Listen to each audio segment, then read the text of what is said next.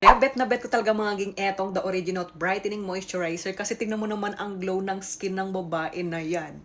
Apaka-glowing. Eto lang naman yung nilagay ko pero maglalagay tayo para makita nyo rin. At ang maganda rin kasi maging dito sa The Original Brightening Moisturizer dahil meron na siyang niacinamide at tranexamic acid. Pero ang dami ko ng chika, ayan maglalagay muna tayo kasi bago ako matulog maging eto talaga yung nilalagay ko sa face ko. Hindi na natin kailangan na maraming ilalagay sa face natin kasi eto na lang, The Original Brightening Moisturizer kasi nga nakaka-glow talaga siya ng balat. Tapos alam mo yun, mura lang. Hindi mo na kailangang magpaturok, hindi mo na kailangang magpa-derma. Ayan, maglalagay ka lang ng moisturizer sa face mo. Di ba maging isang product lang pero glowing na yung face natin. Affordable nyo lang itong mabibili. Pwede nyo ring i-check yung sold nito kasi ang rami ng sold netong The Original Brightening Moisturizer. Kaya kung naghahanap ka rin ng moisturizer na affordable, maglalagay ako ng link para makapag-check out na rin kayo kaagad.